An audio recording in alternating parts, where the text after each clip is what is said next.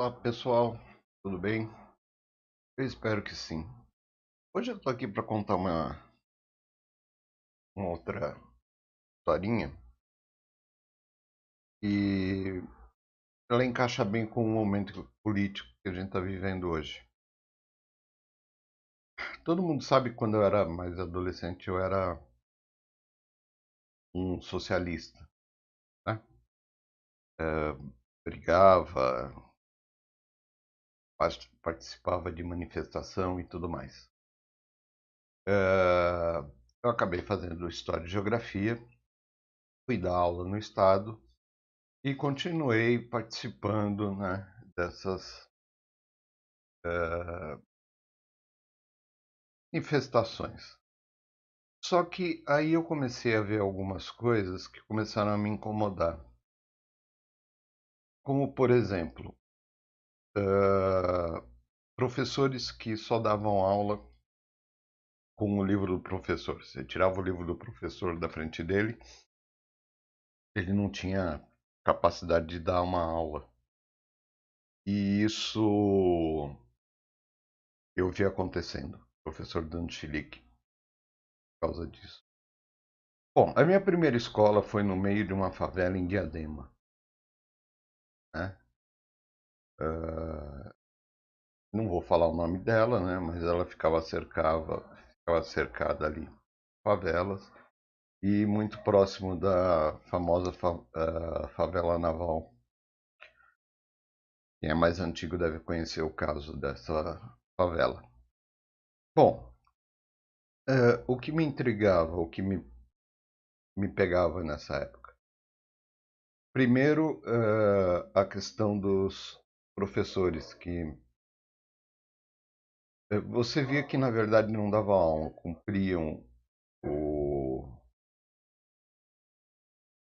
cumpriam um horário, tá? Não vou falar que são todos, mas mais de 90%. A diretora dessa escola, ela fazia o horário de forma que de sexta-feira a escola não funcionasse. Por quê? Porque a diretora ia jogar bingo sexta-feira. Então, de sexta-feira, só tinha aula no período noturno, as duas primeiras aulas. Depois, ninguém mais tinha aula porque a diretora ia jogar bingo.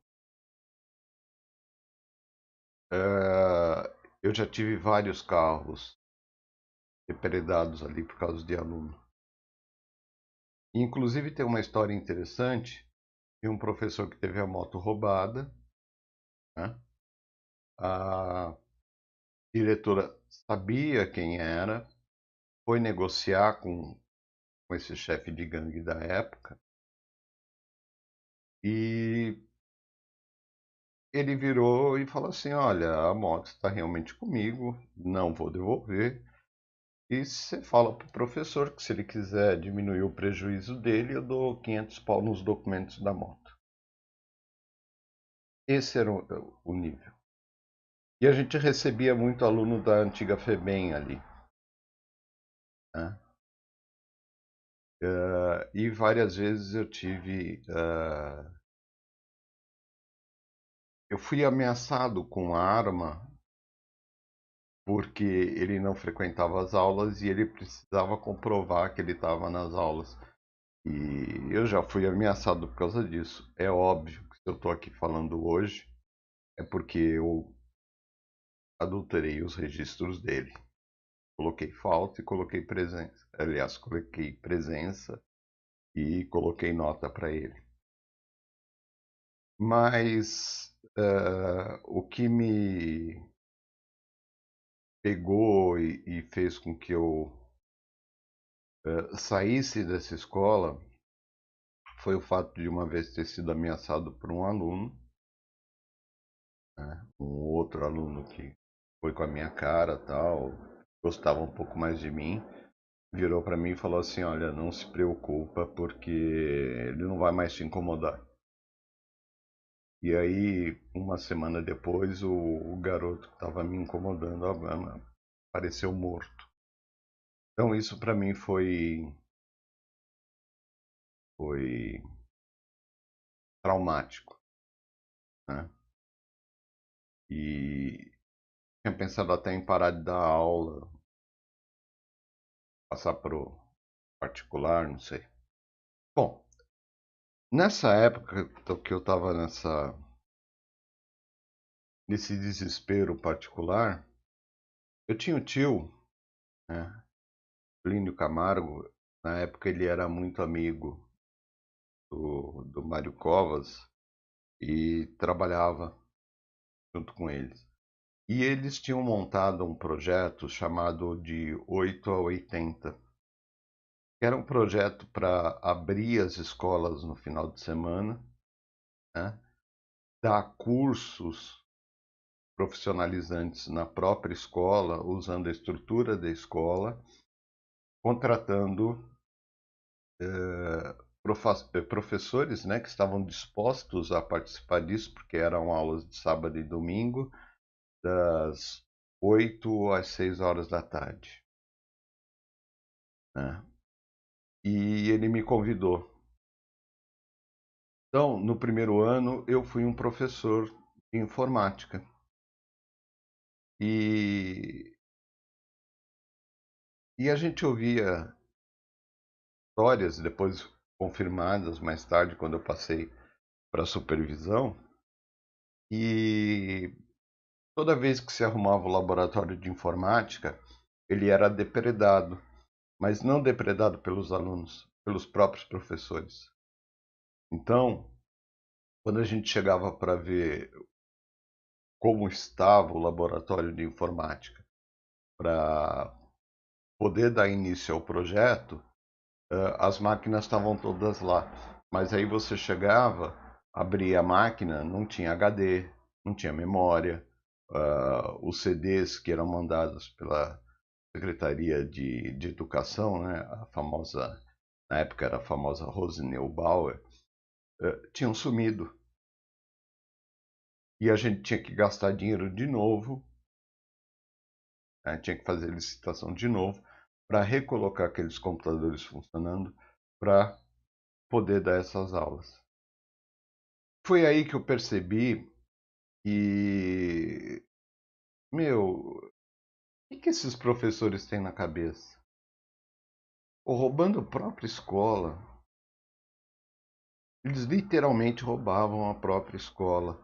Chegava computador novinho na caixa, bonitinho, só esperando o técnico montar o laboratório. Quando você chegava lá, estava faltando peça.